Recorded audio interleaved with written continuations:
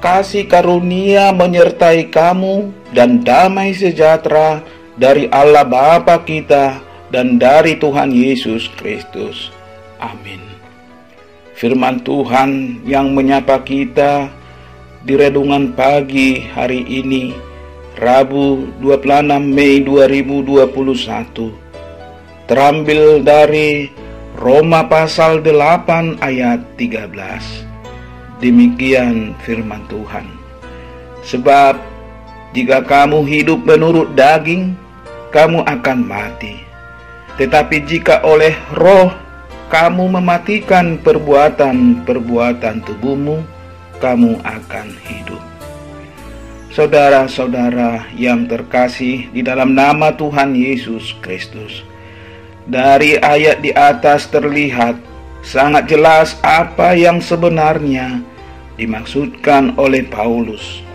Paulus ingin agar kita semua tidak hidup menurut daging, tetapi menurut Roh. Mengapa?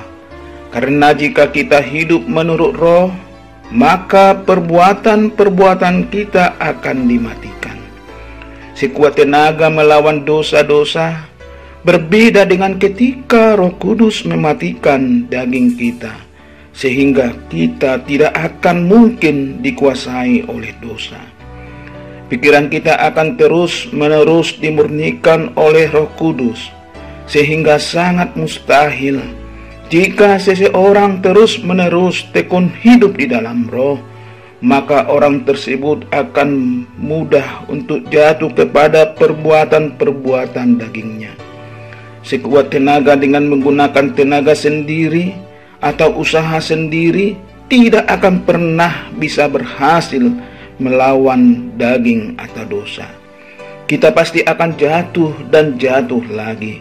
Hanya dengan kekuatan Roh Kudus saja, maka daging kita akan dimatikan, sehingga kita dimampukan untuk lepas dari dosa atau perbuatan-perbuatan daging.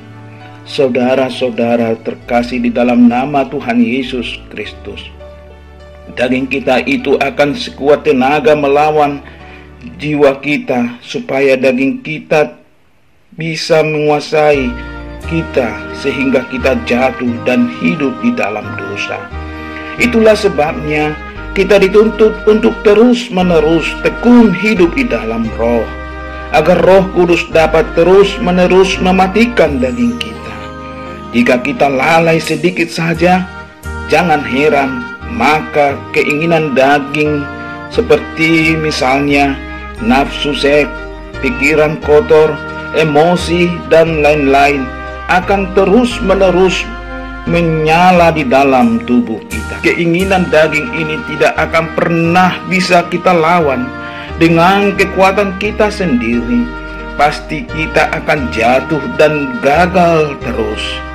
Disinilah peran Roh Kudus yang berfungsi mematikan keinginan daging kita. Saudara-saudara yang terkasih dalam Yesus Kristus, bagaimana cara agar tetap terus-menerus konsisten hidup di dalam Roh Kudus? Pertama, rajin membaca Alkitab. Alkitab akan menyucikan hati dan pikiran kita, sehingga roh kita semakin kuat. Kedua, rajin berdoa.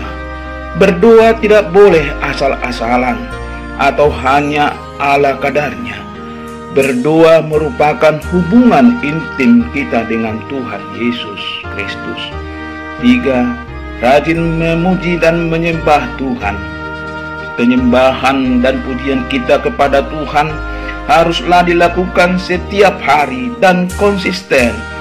Jauhkan musik-musik duniawi yang hanya membuat roh kita sendiri mati. Keempat, jauhkan persahabatan dengan dunia. Yakobus 4 ayat 4, jauhkanlah segala macam berhala dunia yang jelas membuat kita menjadi musuh Allah. Kelima, jauhkan percintaan dengan dunia. 1 Yohanes 2 ayat 15, berhala-berhala dunia yang membuat kita melupakan Tuhan atau membuat kita menjadi terbius, sehingga kita mulai menempatkan Tuhan di posisi kedua, ketiga, bahkan paling terakhir dalam kehidupan kita. Jauhkan hal-hal seperti ini.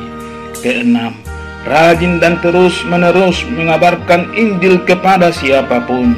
Kabarkan Injil kepada siapapun. Ceritakan Tuhan Yesus kepada orang-orang yang belum mengenal Tuhan Yesus.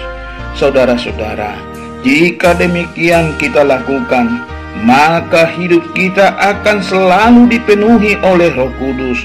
Maka Allah Bapa di dalam Tuhan Yesus Kristus mencurahkan sukacita, damai sejahtera, dan kehidupan kekal untuk selama-lamanya.